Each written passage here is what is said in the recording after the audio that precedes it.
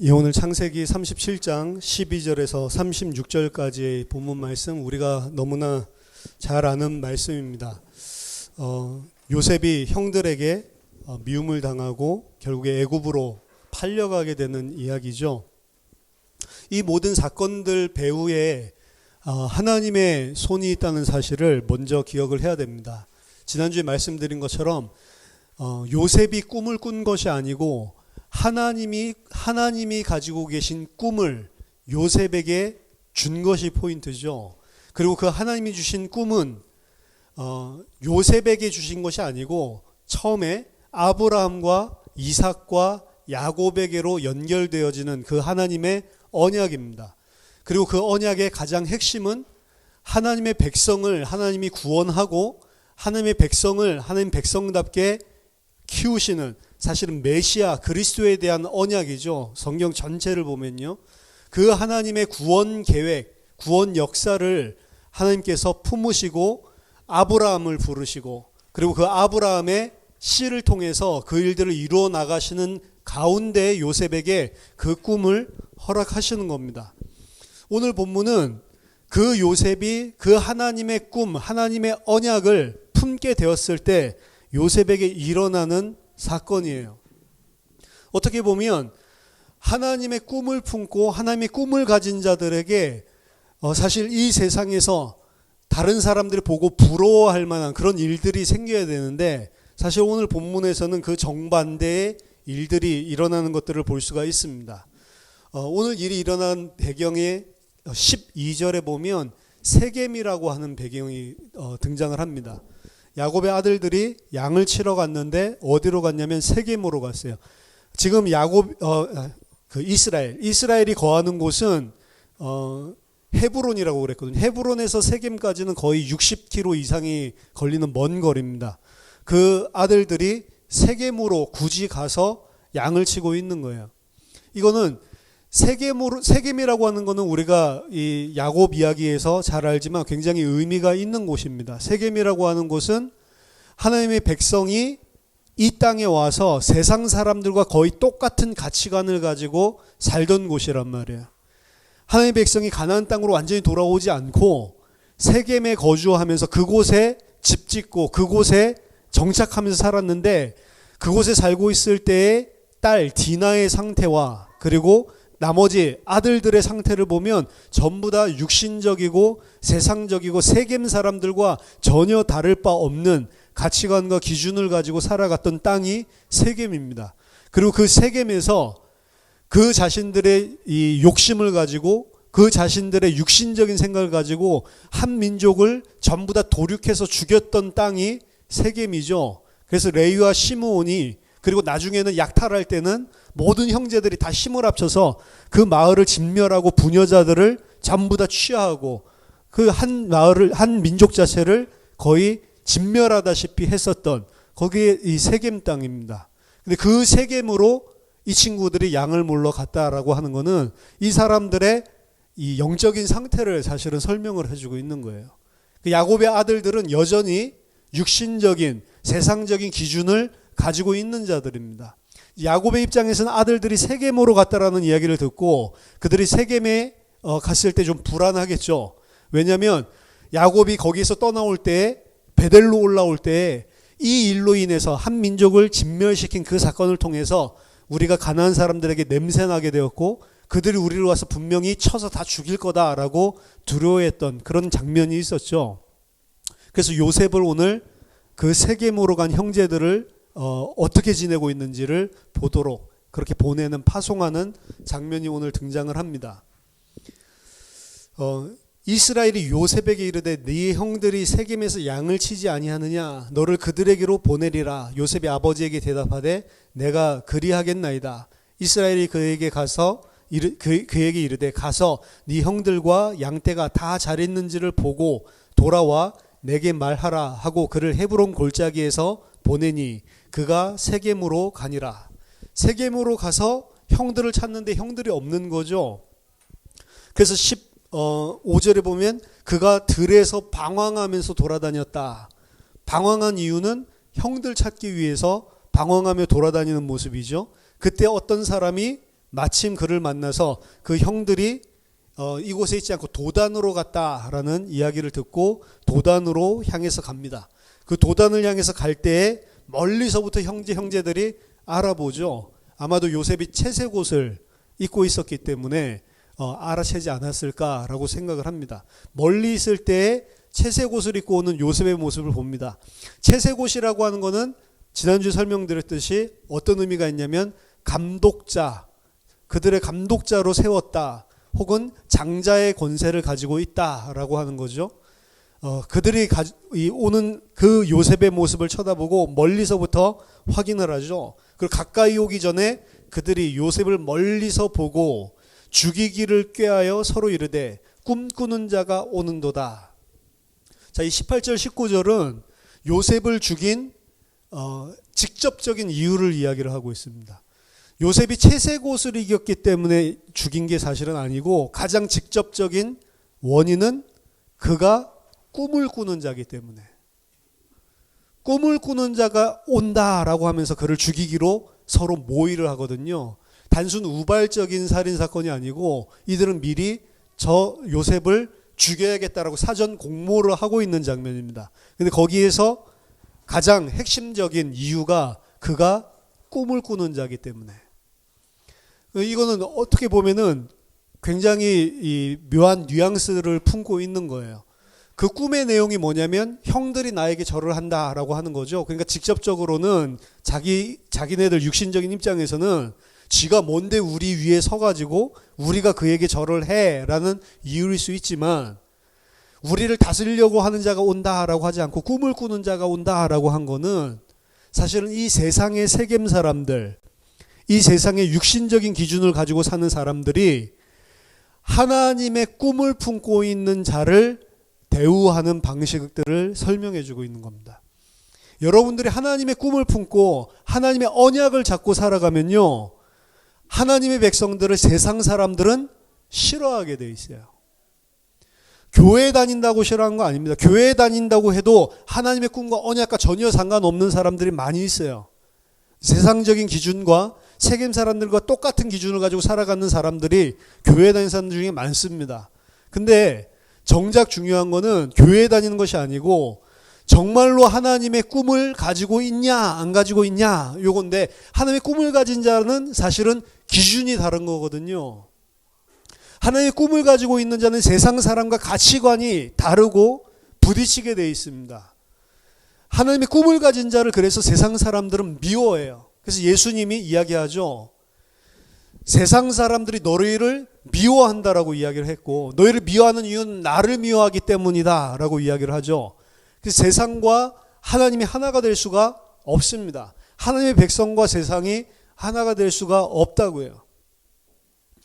그래서 그가 올 때 꿈꾸는 자가 온다라고 이야기하고 죽이려고 공모하는 장면이 오늘 등장을 하고 있습니다. 서로 이르되 꿈꾸는 자가 오는도다. 자, 그를 죽여 한 구덩이에 던지고 우리가 말하기를 악한 짐승이 그를 잡아먹었다 하자. 그의 꿈이 어떻게 되는지를 우리가 볼 것이니라 하는지라. 그의 꿈은 우리를 통치하고 다스리고 우리가 그 앞에 절을 한다라고 하는데, 우리가 그를 잡아 죽여버리고 그를 구덩이 안에 던지면 그 꿈이 이루어지나 안 이루어지나 보자. 이거 완전히 하나님을 대적하는 거거든요. 하나님은 꿈을 요셉에게 주시고, 하나님의 꿈을 요셉이 품은 게 아니고 하나님이 찾아오셔서 요셉에게 주시고 하나님이 이루시려는 것들을 보여주신 건데, 그게 이제 요셉 내러티브에서 나오는 두 번 꾸는 꿈으로 확정이 되는 거란 말이에요. 하나님이 정하셨다.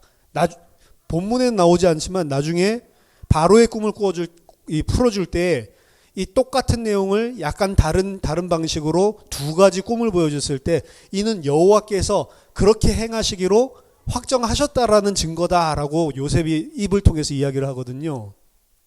그러니까 하나님이 반드시 이룬다고 요셉에게 주신 꿈인데, 이들은 거기에 완전히 대적하는 방향으로 하면서 그를 잡아 죽여버리면 그 하나님의 꿈이 어떻게 이루어지는지 보자. 그들 입장에서는 절대로 안 이루어진다라고 생각을 하죠. 근데 이들이 그 하나님의 꿈에 대적을 해서 하나님의 언약에 대적을 해서 일을 행했을 때 도리어 역설적으로 그들이 행한 그 일 때문에 하나님의 언약이 이루어지는 것들을 사실은 보여준단 말이에요. 대적을 하지만 악한 짐승이 그를 잡아먹었다 하자 그의 꿈이 어떻게 되는지를 우리가 볼 것이니라. 이때 이제 르우벤이 등장을 하죠. 르우벤이 듣고 요셉을 그들의 손에서 구원하려 하여 이르되 우리가 그의 생명은 해치지 말자. 르우벤이 또 그들에게 이르되 피를 흘리지 말라. 그를 광야 구덩이에 던지고 손을 그에게 대지 말라 하니 이는 그가 요셉을 그들의 손에서 구출하여 그의 아버지에게로 돌려보내려 함이었더라. 자, 이 르우벤이 왜 굳이 다른 형제들과 함께 공모해서 죽이려고 힘을 합치지 않고 겉에서는 함께 죽이려는 척하면서 그를 돌려보내려고 하냐라는 것들에 대해서 주석가들이 여러 가지 이야기들을 하고 있는데 그중에 가장 많이 이야기를 하고 있는 것은 르우벤은 지금 아버지에게서 미움을 받고 있는 상태예요. 왜냐하면 그 아버지의 첩 빌하를 갖다가 범했죠. 그래서 아버지의 관계가 다 끊어져 있는 상태입니다. 그런 상태에서 아버지가 가장 사랑하고 아끼는 그 요셉을 죽이지 않고 되돌려 줌으로 인해서 아버지의 호의를 관계를 다시 회복하려고 하는 그런 마음이 있다라고 이야기를 합니다. 보통은 본문에서는 정확하게 뭐 그런 의미가 왜 그런지는 모르겠지만 좌우지간 르우벤이 앞장서서 이 요셉을 보호하려고 하는 거예요. 그래서 그가 하는 말은 뭐냐면 우리 형제 아니냐, 피를 흘리지는 말자라고 이야기를 하고 구덩이에만 던지자라고 이야기를 하죠. 이 형제, 창세기에 나오는 형제를 죽이는 그 장면이 창세기 4장에서 제일 처음 등장합니다. 그렇죠? 그때 피를 흘려서 죽이죠. 피를 흘려서 죽였더니 그 피가 여호와께 부르짖었다라고 이야기를 하죠. 그래서 하나님 그 부르짖음을 듣고 이 가인을 찾아가서 그래서 하나님께서 심판하는 장면이 등장을 한단 말이에요. 그래서 피를 흘리지 말자라고 하는 게 이제 이 형제들 간의 요 이야기는 창세기 앞에 있는 내용을 알고 이렇게 가면 이 만약에 피를 흘려서 죽였을 경우에 하나님이 우리의 보복자가 돼서 이 요셉의 신원자가 돼서 우리를 갖다가 심판할 수 있다. 이런 두려움들이 사실은 있는 거죠. 르우벤의 상황과 르우벤은 사실은 요셉 살리는 게 포커스가 아니고 이게 굉장히 의로운 행위 같지만 자기 자신이 아버지와의 관계를 회복하려고 하는 거예요. 이건 어떤 면에서 보면 우리 인간 세상 사람들 하나님의 백성이 아닌 죄인들이 뭔가 선행을 행할 때 품고 있는 이중성을 보여주는 거예요. 죄인들은 선행을 행하면서도 그 선 자체가 100% 목적이 아니고 거기에서 나오는 나에게 오는 유익들이 항상 섞여 있습니다. 착한 일을 할 때 착한 일을 하는 게 포커스가 아니고 착한 일을 함으로써 나에게 오는 뭔가를 분명히 그 깊은 곳에는 바라고 있는 부분들이 있어요. 여러분, 보통은 아이들이 공부하기 싫어하고 보통은 선생님 말씀이나 부모님 말씀 듣는 거를 싫어하죠. 자기 멋대로 하고 싶어 하죠. 근데 일부 극소수의 아이들은 완전히 선생님 말씀이면 100% 다 순종하고 부모님이 이야기하면 귀찮아도 다 순종하는 사람들이 있어요. 그렇죠? 그거 이제 보통 그런 아이들을 보고 야 모범생 뭐 이렇게 이야기를 하는데 저 같은 사람이죠. 그럼 왜 선생님이 이야기하는 것들을 다 그렇게 순종하고 하냔 말이에요. 자기 멋대로 하는 것보다 선생님이나 부모님이나 어른 말을 잘 듣고 그대로 행하면 훨씬 더 좋은 게 옵니다, 사실은.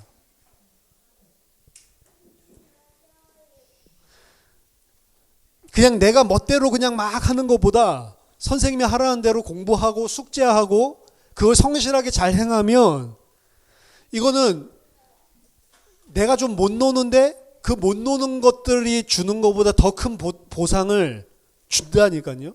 그러니까 뭐가 있냐면 내가 열심히 순종하면서 진짜 내가 생각할 때는 더 좋은 것들을 받아내는 거예요. 엄마가 이 안방 걸레질 닦아라 라고 이야기를 하면 안 닦기 싫죠. 안 닦으면 욕먹고 두들겨 맞잖아요. 그리고 닦는다 하더라도 군시렁 거리면서 하면서도 욕 처먹죠. 저희 형들이 그러거든요. 큰 형은 안 해. 그래서 욕먹고 저희 작은 형은 해요. 유약한데 하면서 군시렁 계속거려. 그럼 어머니가 와서 이 욕을 하면서 그따위로 할 거면 집어쳐라 이러면서 걸레를 집어던지죠. 그럼 저는 어떻게 해요? 그걸 가지고 군소리 안 하고 열심히.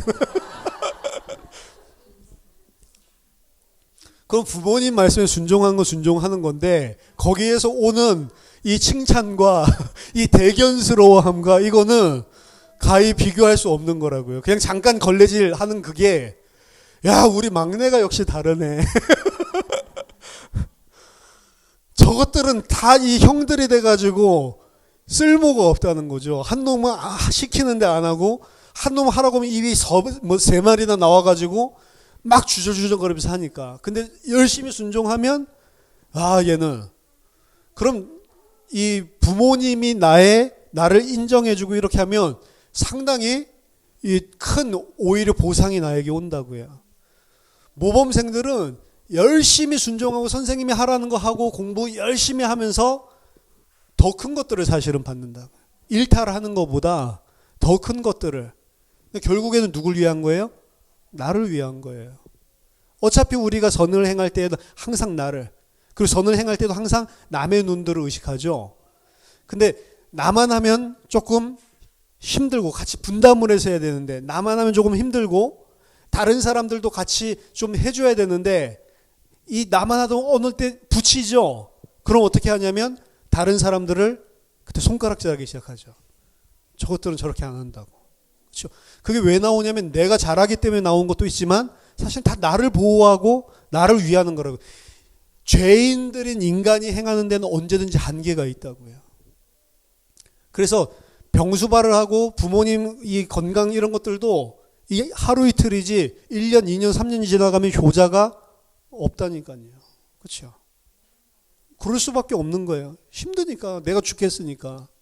그렇죠? 아픈 사람보다 가족들이 더 고생하잖아요. 사실은. 그러니까 이제 나중에는 힘든 거죠. 어려운 거죠. 그래서 빨리 낫게 해주시든지 하나님 아니시면 빨리 데려가시든지 그렇죠. 그 기도하는 거죠. 그렇죠. 이거 하나님 영광이 안 됩니다 이래가지고 영광 안 되는 게 아니고 내가 힘드니까 그렇죠. 보통 그렇단 말이에요.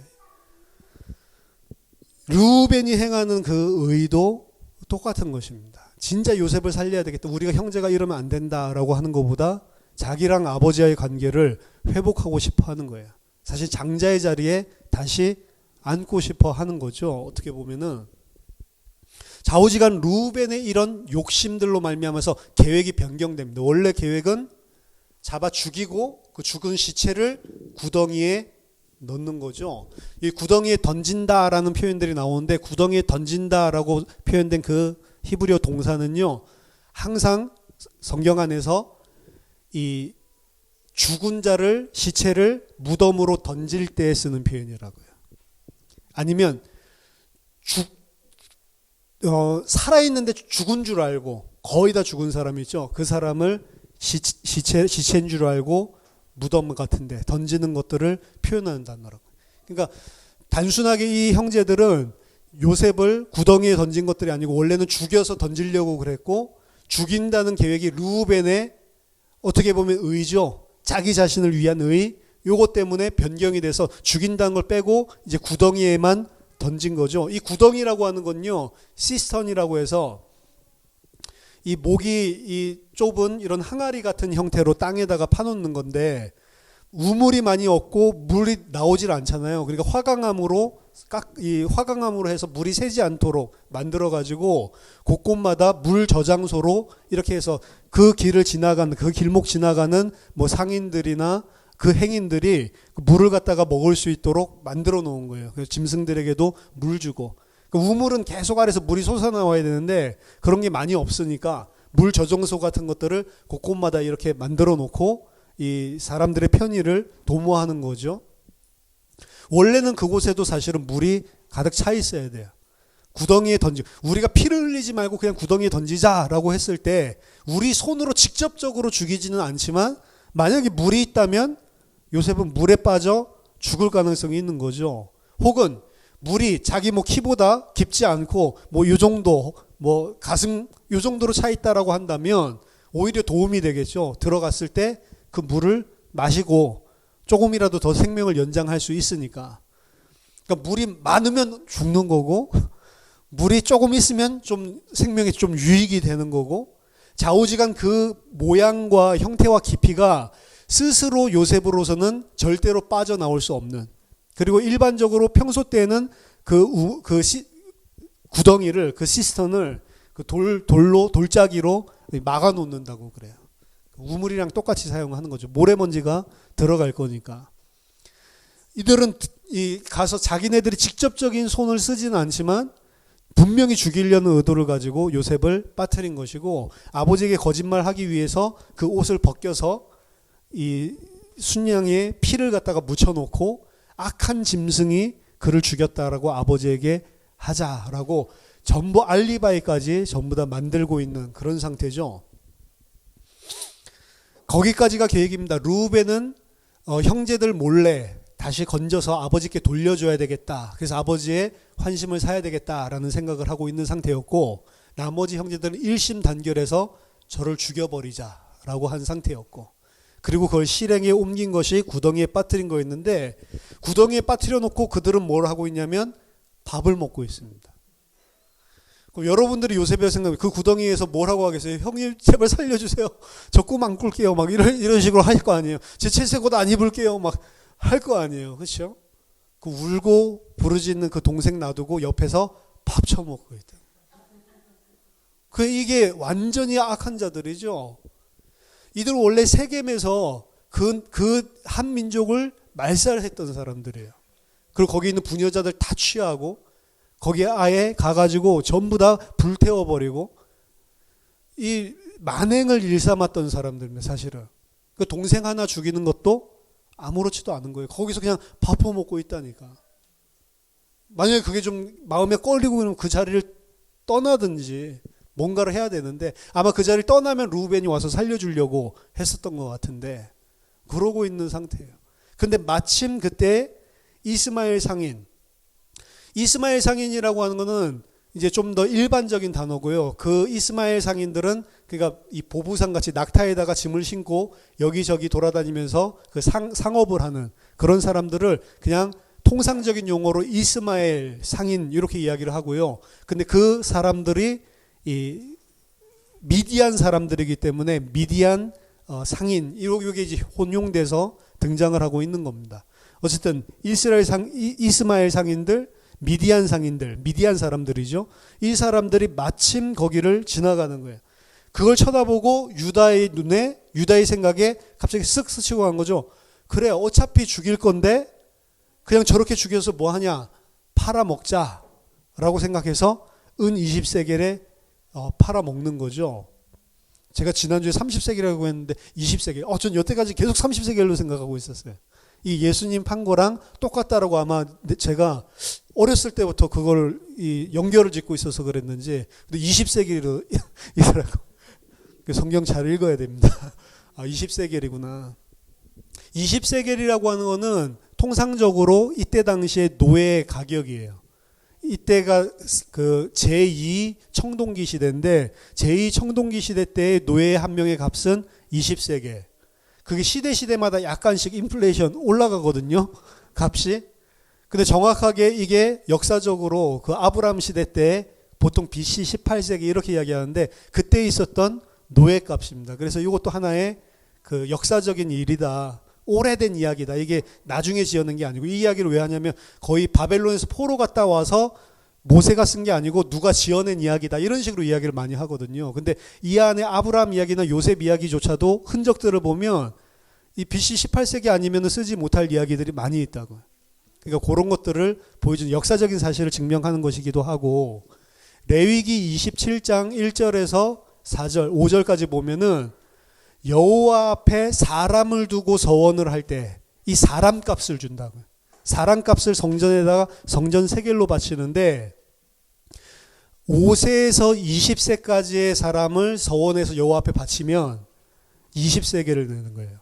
그리고 20세에서 60세까지의 사람을 서원해서 바치면 50세겔을 내고, 요셉의 나이가 17세라고 돼 있죠. 그러니까 정확하게 5세에서 20세 사이의 나이고 이 사람을 하나님께 바치겠습니다. 서원할 때 그 사람의 값으로 하나님께 내는 돈이 20세겔이라고. 그러니까 이 형제들은 팔았지만 사실은 이게 레위기 27장으로 해석해 본다면 이 요셉의 목숨, 요셉의 생명을 여호와께 바치는 거죠. 드리는 거죠. 그런 형태로 20세겔이라는 이런 의미들이 좀 담겨 있습니다. 20세겔 안에도. 이들이 유다가 보니까 이거 팔아먹는 게 낫겠다 싶어가지고 팔고 20세겔을 받고 그 유다도 설명을 해요. 뭐라고 이야기하면 그가 우리의 혈육이 우리 동생인데 그에게 손을 대지 말자라고 이야기하면서 판다고요. 그렇죠? 이것도 똑같다고요. 이것도 선의에 의해서 하는 게 아니에요. 또한 이거는 유다의 지금 이 행동이 창세기 38장이랑 연결되는 겁니다. 결국에 이들이 요셉을 팔고 아버지에게 거짓말했을 때 아버지가 통곡하고 울면서 위로를 받지 않았다라고 이야기를 하거든요. 그러고 난 다음에 38절에 보면 그 후에 38장 1절에 유다가 자기 형제들로부터 떠나 내려갔다라는 표현이 나오죠. 그 전에 형제들의 모습을 오늘 본문에서 뭐라고 이야기하냐면 26절에 유다가 자기 형제에게 이르되 우리가 우리 동생을 죽이고 그의 피를 덮어둔들 무엇이 유익할까? 자, 그를 이스마엘 사람들에게 팔고 그에게 우리 손을 대지 말자. 그는 우리의 동생이요 우리의 혈육이니라 라고 했을 때 그의 형제들이 다 그의 말을 청종했다라고 이야기를 하죠.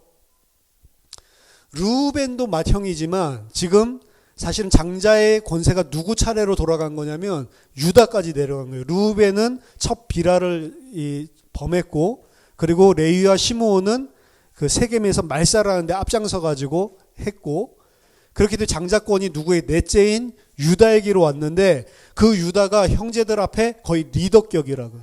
그래서 이가 이야기를 하니까 전부 다 청종하는 형태를 보여주고 있죠. 근데 38장에 사실은 유다가 주도해가지고 요셉을 판 거라고요. 나중에 르우벤이 와가지고 내가 그 아버지에게 돌려주려고 했는데 이거 어떻게 할까? 나 어디로 가지? 막 이러면서 하는 이야기를 들었을 때 야, 이 유다 말 들어가지고 진짜 이게 일이 그르쳤구나. 아마 이런 생각을 했을 거고 돌아왔을 때 아버지가 전혀 위로를 받지 않는 모습을 보고 전부 블레임을 누구에게 하고 있냐? 사실 유다에게 하고 있는 거예요. 당신이 리더로서 팔자고 하지 않았냐? 이런 식으로. 그러니까 제가 봤을 때는 악해요. 자기네들이 일심단결해서 쳐 죽여서 구덩이에 던지려고 했었고 근데 나중에는 이 일이 뭔가 틀어지고 아버지가 계속 울고 계시고 이러니까 누구에게 비난의 화살을 던져요? 유다에게 하는 거예요. 그래서 유다가 자기 형제들로부터 떠나서 내려간다라는 이야기 자체가 사실은 이 비하되는 거예요. 자기 자신이 그들 앞에 처음에는 청종했었던 관계에서 이제 형제들의 눈에서 완전히 그 위치가 지위가 격하 떨어져 버리는 거죠. 좌우지간 유다의 생각은 어디에서 온 거냐? 유다가 원래부터 품고 있었던 생각이 아니고 마침 그때 미디안 상인들이 지나갔기 때문에 그때 이제 이런 생각이 떠올라 가지고 한 것을 지나지 않는단 말이에요. 근데 그것 때문에 완전히 유다는 인생이 완전히 뭐같이 된 거죠, 사실은.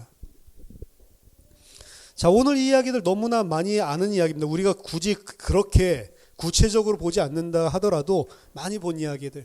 형제들의 사악함들을 분명하게 그 안에 볼 수 있고 세부적으로 보면 그리고 각 개인들이 의를 행한다고 하는데 그 의 배후에 유다도 그렇고 르우벤도 그렇고 전부 다 육신적인 그리고 세속적인 자기중심적인 그런 것들이 섞여 있는 죄가 섞여 있는 의. 하나님 봤을 때는 그건 의가 아니죠. 그런 형제들의 그런 사악함과 죄에 대해서 이야기를 하고 있고요. 근데 전체적인 이야기들을 보면 이게 꿈을 품고 있는 자, 하나님이 주신 꿈을 준 자, 그 자에게 하나님이 모든 것을 지금 간섭해서 이 스토리를 만들어가는 것들을 여러분들이 발견을 해야 됩니다. 지금 요셉이 팔려가는 것들 자체, 요셉이 애굽으로 팔려가서 마지막 절에 등장하는 게 미디안 사람들은 그를 애굽에서 바로의 신하 친위대장 보디발에게 팔았다라고 이야기를 하죠. 어디로 가까워지고 있냐면 애굽 땅으로 팔렸지만 바로에게 점점 가까이 가고 있는 거예요. 하나님은 어떤 계획을 가지고 있어요? 결국에 그를 바로의 궁에 보내서 아브레크, 모든 자들이 그 앞에 무릎 꿇는 자로 만들려고 한단 말이에요. 그 요셉의 이 요셉이 맡고 있는 타이틀, 그게 아브레크거든요. 그게 무릎 꿇으라는 소리예요. 무릎을 전부 다 그 앞에 꿇는다는 이야기예요. 그러니까 모든 자들이 다 무릎 꿇을 수밖에 없도록 하나님은 바로의 궁으로 요셉을 인도하는 과정들 가운데 있는 거예요. 그래서 마지막 절에 이 36절을 보면 오늘 일어나고 있는 모든 일들 배후에 누가 있냐면 하나님이 있습니다. 오늘 제가 말씀드리고 싶은 거는 하나님이 하시는 일과 그리고 인간들이 하는 일, 이걸 여러분들이 오늘 본문을 통해서 보셔야 돼요. 형제들은 처음부터 끝까지 죄 짓는 것밖에 없어요. 형제들이 처음부터 생각한 것들은 하나님의 꿈을 꾸고 있는 자를 갖다가 잡아 죽이려고 하고, 자기 자신들이 아버지에게 편애당하고, 자기 자신들이 요셉에게 줬으나 아버지의 편애를 뺏어오려고 하고, 전부 다 육신적이고 자기 중심적인 죄만 계획하고 죄만 공모하고 죄만 계속 생각하고 있는 거예요. 심지어 루벤도 그리고 유다가 죽이지 말자라고 이야기하는 것도 전부 다 자기 중심적인 죄만 다 짓고 있는 거예요. 그래서 오늘 나온 본문에서 모든 자들이 다 죄만 짓고 있는 것들이에요. 이들이 하는 행위 하나하나가 전부 다 죄입니다. 사실은 전부 다 죄고, 그 죄를 짓는 것은 자기들이 가지고 있는 죄성으로 짓는 거예요. 근데 묘하게도 계획들이 그 죄성으로 말미암아서 조금씩 다 틀어지는 것들을 보여주고 있어요. 원래 그들이 세웠던 계획은 잡아서 먼저 죽이고, 그리고 구덩이 속에 집어넣어서 시체를 은닉하는 거죠. 원래 그게 계획이었는데, 그 계획들 자체가 루벤이 가지고 있는 죄 때문에 변경되죠. 죽이지는 말고 구덩이로 던져 넣자라는 걸로 변경이 되죠. 그리고 유다가 그래요, 어차피 이렇게 죽일 거 은 20세겔이나 받지. 은 20세겔도 큰 돈이에요, 사실은. 왜냐하면 그때 당시에 거의 1년 동안 일해서 버는 돈이 은 60세겔 정도라고 하니까 그래도 괜찮은 돈이잖아요. 한 4개월치 월급이잖아요. 그러니까 괜찮은 돈이죠. 그거라도 취하는 게 낫지, 죽이면 뭐하냐. 그것도 의로 가정해서 형제인데 우리가 죽이지 말자라고 해서 팔죠. 근데 그 일이 왜 생겨요? 자기 자신이 선해서 생긴 게 아니에요. 마침 그때 미디안 상인이, 이스마엘 상인이 지나가는 걸 보고 번뜩해서 계획이 바뀌죠. 그리고 팔았더니 그 미디안 상인들은 그를 보디발의 집에 팔죠. 그래서 바로와 가까운 곳으로 하나님께서 보내시는 거죠. 여기 나온 모든 자들은 자기의 유익과 자기 자신들의 안위를 위해서, 자기 자신들이 뭔가 좀 더 높은 곳에 서기 위해서 사람을 죽이고 그리고 그를 해하려고 하는 죄의 일들만 계속 보여주고 있는데, 희한하게 그 죄를 활용해서 하나님이 하시고자 하시는 일들을 이루어 가시는 모양새란 말이에요. 뭘 보여주겠냐면, 하나님의 꿈을 죄인들은 죄를 가지고 이루어지지 않도록 대적을 합니다. 대적을 하는데 하나님은 어떻게 해요? 그들의 그런 대적을 통해서 하나님의 일들을 이루어 가신다고요. 이게 하나님의 절대적인 주권을 가지고 전능자가 행하시는 일이고요.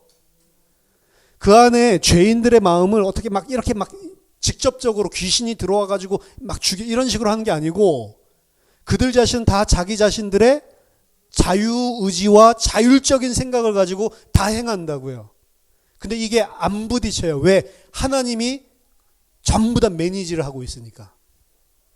이게 놀라운 것입니다. 하나님은 인간이 죄를 짓고 악한 힘으로 빠지는데, 그렇다고 해서 하나님의 계획을 못 이루냐? 그러지 않아요. 오히려 그것들을 통해서도 하나님의 일을 다 이루어 가신다고요. 우리 인간 같으면 내가 어떤 뜻을 이루려고 하는데 그거 반대하는 사람이 있으면 이 사람을 잡아 죽여놓고 그리고 내 뜻을 이루어야 되잖아요. 꺾어놓고. 근데 하나님은 어느 정도로 전능하냐면 꺾을 필요도 없어요. 이 사람들이 하는 자기 손과 발로 행하는, 자기 생각으로 스스로 판단해서 행하는 그 모든 것들이 전부 다 합쳐져서 하모니를 이루면 자기도 모르게 자기가 대적하고 있는 하나님의 꿈을 이루어가는 쪽으로 움직이는 거예요. 그게 인간과 하나님의 격차입니다. 죄인들을 품으시는데 그 죄인들의 죄가 하나님의 뜻을 절대로 대적을 할 수가 없다고요. 그 시편 2편에 하나님이 세우신 기름 부으신 자를 군왕들이 모여가지고 대적한다고 했을 때 하나님이 웃으셨다라고 하죠. 그래, 암만 대적을 해봐라. 근데 그 하나님의 아들을 대적하는 그 대적을 통해서 수족을 찌르고 그 아들을 죽이는 것들을 통해서 하나님은 하나님의 언약을 성취하신다고요. 그래서 지난번에 말씀드렸지만 이 요셉 이야기는 요셉 개인의 이야기로 볼 수도 있지만 예수 그리스도를 예표하는 그림자 모형으로도 볼 수 있다라고 이야기를 했죠. 채색 옷을 입고 아버지가 감독자로 왕으로 이 땅에 보내신 겁니다. 세겜에 있는 하나님의 백성들을 살리기 위해서 세상 가치관, 하나님을 대적하는 세계적인 그런 육신적인 가치관을 가지고 있는 자들을 살리기 위해서 아들을 보내시는 거예요. 내가 너를 세겜에 보내서 네 형들이 있는지를 보도록 해야 되겠다라고 했을 때 요셉이 제가 그러하겠습니다 라고 이야기하죠. 이 예수님이라고 생각하고 들어보세요. 이 세상에서 죄 가운데 빠져있는 그 너의 형제들, 중요한 거는 형제들을 찾으러 가는 거지 아무나 찾으러 가는 게 아닙니다. 그렇죠? 너의 형제들을 찾으러 내가 보낸다. 왔는데 없어요, 형제들이. 그러니까 계속 찾아다니죠. 근데 그 모양새와 형국을 보세요. 자기를 잡아 죽이려는 사람을 찾아다니는 거예요. 살리기 위해서. 자기를 잡아 죽이려고 하고 있는 자를 살리기 위해서 방황하면서 찾아다니는 게 이 요셉이 세겜에서 움직이고 있는 발걸음이었거든요. 그래서 만났더니 어떻게 해요? 나는 그들을 살리려고 갔는데 그들은 나를 채색 옷 뺏어서 벗겨버리고, 그 말은 그의 왕권을 인정하지 않고 그를 죽여버리죠. 그게 이제 요셉이 팔려가서 죽는 요게 예수 그리스도로 나중에 성취가 된다고요. 근데 자기는 그 왕을 인정하지 않고 그 왕을 대적하기 위해서 채색 옷을 찢어버리고 죽여버렸는데 사실은 그 죽임을 통해서 그들을 살리신다고요. 그렇죠? 왜 그럴까 저는. 이게 요셉의 형들 이야기가 아니고 예수님 당시에 예수를 십자가에 못 박았던 그 사람 이야기가 아닙니다. 형들이 나중에 뭐라고 거짓말을 했습니까? 악한 짐승이 죽였다라고 이야기를 하죠. 요한계시록에서도 그리스도를 대적하는 자들을 짐승이라고 표현을 하는데 악한 짐승이 그들을 죽였습니다 라고 이야기하는데 악한 짐승이 죽였어요? 지네들이 죽였죠. 그렇죠? 유다가 예수님 팔아먹었어요? 내가 팔아먹은 거라고요. 그렇죠? 근데 우리는 유다가 팔아먹었다. 이게 신학적으로 1900년을 끌고 온 거예요. 1세기부터. 그래서 나치 시대 때 유대인들 많이 학살해서 죽이잖아요. 거기에 기독교인들이 전부 다 앞장섰다니까. 그리고 저놈들은 저주받아 마땅하다는 거죠. 19세기에 있었던 독일의 모든 신학사상에는 전부 다 엔타이세미티즘, 유대인들을 반대하는 그 사상이 전부 다 녹아 있었다고요. 그래서 유대인들, 이스라엘 놈들 다 죽여야 돼. 그때 이스라엘도 없었지.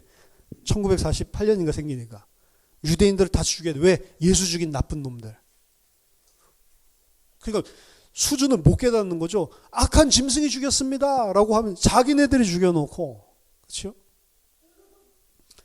그 죽인 자는 악한 짐승이고, 악한 짐승은 사실은 우리 자신을 이야기하고 있는 거예요. 짐승이라고 하는 표현은 이방인을 사실은 이야기를 합니다. 짐승이라고 하는 것은 그리스도 하나님과 떨어져 있는 이방 죄인을 이야기할 때 구약성에서 짐승이라는 표현을 쓰는데 맞아요. 그 이방인들의 손에 의해서 죽임을 당했어요. 근데 그 이방인들이 이방인이 아니고 나란 말이에요. 나.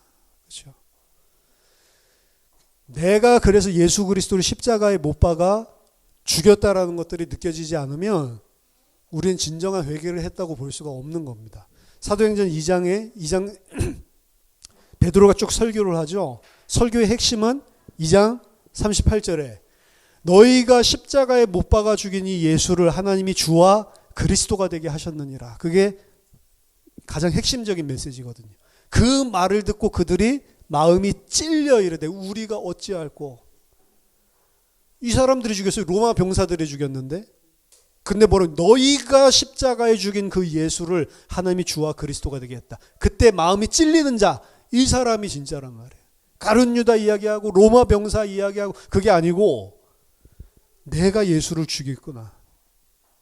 그럼 우리가 예수를 언제 죽였어요? 오늘 형제들이 요셉을 언제 죽였습니까? 세상 가치관을 가지고 살아가고 있을 때, 나를 위해서 살고 있을 때, 그때 요셉을 죽이는 거라고요. 그럼 예수를 죽이는 거는 내가 세상의 가치관을 가지고 세상의 기준을 가지고 나를 위해서 살아가는 그 삶 자체가 예수를 죽이는 거란 말이에요.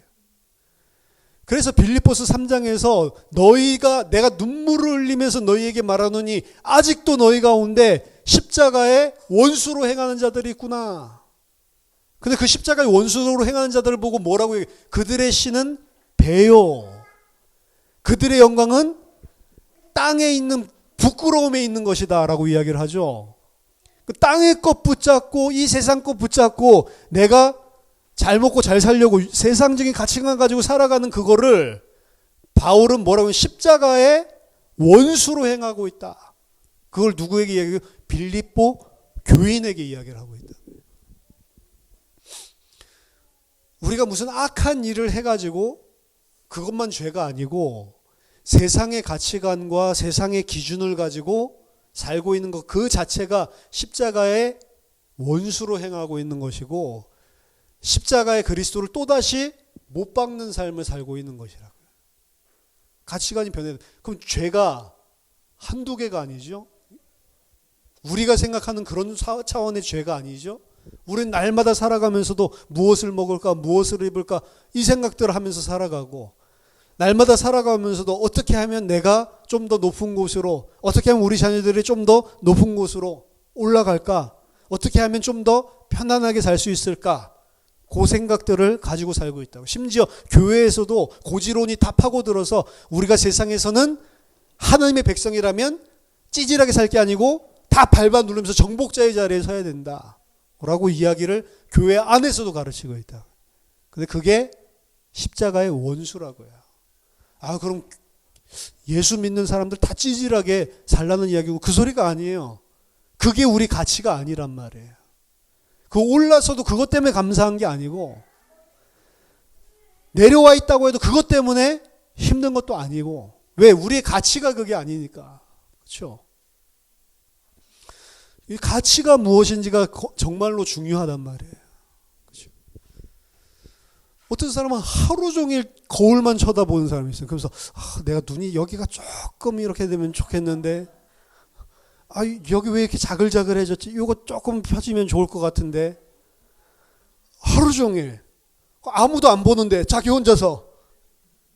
그래서 코가 좀 이랬으면 코가 그렇게 된다고 다른 사람 별로 신경도 안 쓰는데 자기 혼자서 계속 이렇게 되면 좋은데. 뭐 처녀들이 그러면 괜찮은데 아줌마들도 그러고 있다니까. 처녀들은 그래도 결혼해야 되니까 뭐 그런 생각할 수 있는데 이건 뭐 50대 60대 아줌마들도 다 이러고 있으니까 할머니들까지도. 그렇죠? 그게 가치가 아니라고. 그 뭐 좀 그렇게 돼가지고 뭐 어떻게 하려고. 그렇죠? 그것 때문에 막 평생 이렇게 하다가 뭐 하나 맞아서 자글자글한 거 약간 펴지면 그렇게 막 평안하고 막 행복하고. 그게 원수짓을 하고요. 십자가에. 그것 때문에 기쁘고 그것 때문에 슬프고 진짜 하나님이 주시려고 하는 것들에는 그 순간에 관심이 싹 뺏겨버려요. 뭘 섬기고 있어요? 세상을 섬기고 있는 거죠. 그렇죠? 그게 대적자라고요. 둘 중에 하나예요. 하나님 편 되든지 하나님 대적자 되든지. 둘 중에 하나지 중간이 없습니다. 저는 그냥 중립적으로 살다가 가끔 가다 교회 오면 하나님 편이 되는 거지 죄 지은 적 없는데 중립이 없어요. 하나님 편 아니면 다 대적자라고 사실. 그렇죠. 그런데 그런 우리를 살리기 위해서 자기를 죽일 자기 백성들을 방황하면서 찾아다니신 분이 예수 그리스도란 말이에요. 나를 죽일 자를 찾아서 간 거예요. 나 다 배반할 줄 알고 있어요. 그렇죠? 제자들까지도 싹 다 버리고 배반하고 도망갔죠. 그나마 찾아온 자들은 12제자로 부르심 받은 사람들이 아니고 힘없는 여인들, 그렇죠? 마리아, 이런 여인들, 그 여인들이 울면서 찾아오죠. 그 여자들의 믿음이 옛날부터 더 좋은 것 같아. 그렇죠? 남자들은 전부 다 12사도들 도망갔는데, 왜 사도들 중에 여자가 없는지 모르겠는데 다 도망갔는데 여자들이 찾아오죠. 그 여자들은 힘없고 어떤 지위를 차지한 것도 아니고, 심지어는 이 땅에 있을 때 예수님이 사도로 세우지도 않았는데, 그런데도 불구하고 그들이 먼저 찾아와서 예수님의 시체를 놓고 찾아오고 가장 먼저 부활의 소식을 듣게 되죠. 이 세상에 있는 이 야곱의 형제들, 그들의 이 사악함, 동생을 갖다가 우물에 빠뜨려 놓고도 거기서 밥 맛있게 먹을 수 있는 정도로 아주 사악하고 악랄한 자들, 이 자들이 바로 우리들입니다. 우리들이 그렇게 이 세상을 살고 있다. 근데 우리가 그렇게 살든 우리가 그렇게 하든 말든 상관없이 하나님은 하나님의 택한 자를 하나님의 백성으로 만들기 위해 구속 역사를 완벽하게 그리스도 안에서 계획해 놓으셨고, 그것을 누가 성취하냐? 요셉이 성취해요? 아니요. 하나님이 하나님의 꿈을 성취한단 말이에요. 아무리 우리가 대적해도 상관이 없습니다. 하나님이 하나님의 뜻을 이루어 나가요. 심지어 우리의 그 악한 죄, 우리의 그 연약함도 오히려 하나님이 그 연약함을 통해서 하나님의 뜻을 이루어 나갑니다. 그러니까 이것은 한편으로는 미안하고 죄송하지만 한편으로는 감사하고 안심할 수 있는 거예요. 우리의 이런 죄의 모습도 하나님은 두려워하지 않고 품으시고, 그 죄의 모습과 상관없이 하나님의 구속 계획을 완벽하게 이루신단 말이에요. 그래서 우리는 진짜로 염치 없지만 주 안에서 확신을 가지고 있는 거예요. 이런 나도 반드시 흠이 없고 점도 없고 그리스도 앞에, 그리스도께서 오실 때 설 수 있는, 하나님 앞에 설 수 있는 자로 반드시 나를 만들어 주시겠구나. 이 사람들이 12지파 이스라엘 백성이 되는 거라고요. 희한하죠. 저희들이 받은 은혜입니다. 오늘도 하나님은 하나님의 뜻을 이루어 가십니다. 여러분들이 하나님의 뜻을 이루는 게 아니고 오히려 우리는 하나님 뜻에 방해되는 일들만 할 수밖에 없고 죄를 지을 수밖에 없는데, 그런 것들을 통해서도 하나님이 하나님의 일을 하시는 거예요. 얼마나 감사합니까? 그러니까 너무 옆에서 환자짓 한다고 손가락질 하지 말고 환자가 환자짓 하는 거라고 그랬죠.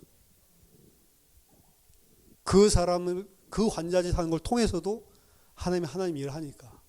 그렇죠? 제일 중요한 거는 나를 보시기 바랍니다. 그 환자짓 하는 사람은 환자짓 하기 냅두고 나를 보세요. 무슨 일이 생기면 그 사람 뭐 어떻게 했다, 그거 전에 나만 보세요. 그게 제일 중요합니다. 이 일들을 통해서 하나님께서는 우리를 하나님 백성으로 12지파 하나님의 아들들로 만들어 나가시는 겁니다. 오늘 하나님의 꿈, 하나님의 꿈을 가진 자를 세상은 죽이려고 하지만 그것과 상관없이 하나님의 꿈을 이루어 가신 그 전능하신 하나님, 그 구속 역사를 완성하시는 하나님을 믿고 그 안에서 참된 평안과 감사가 회복되시기를 예수 이름으로 축원합니다. 하나님 아버지, 은혜를 감사드립니다. 하나님께서 우리에게 허락하신 언약을 하나님이 이루시고 하나님이 완성하시는 전능하신 하나님인 줄 믿습니다. 우리의 죄와 우리의 연약함과 우리의 부족함이 하나님의 뜻을, 하나님의 언약을 성취하는데 조금도 걸림돌이 되지 않을 정도로 그리스도는 완전하고 완벽하게 모든 것을 통치하고 다스림을 믿습니다. 그러하기에 저희들은 죄악된 우리들의 모습 가운데서 회개하고 무릎 꿇고 그 모습을 보고 한탄하고 슬퍼하지만 또한 그것과 상관없이 그리스도 안에서 우리를 이루어 가실 그 하나님께 감사하고 또 그 안에 확신을 가질 수 있게 됨을 고백합니다. 하나님, 날마다 살면서 그 전능하신 하나님을 바라보고 그 하나님께 모든 영광 돌려드릴 수밖에 없는 주의 백성들로 성장할 수 있도록, 모든 일들을 통해서 내가 하나님의 아들로 하나님이 성장할 수 있도록 주님 날마다 은혜를 더하여 주시옵소서. 살아계신 주 예수 그리스도 이름으로 기도하옵나이다. 아멘.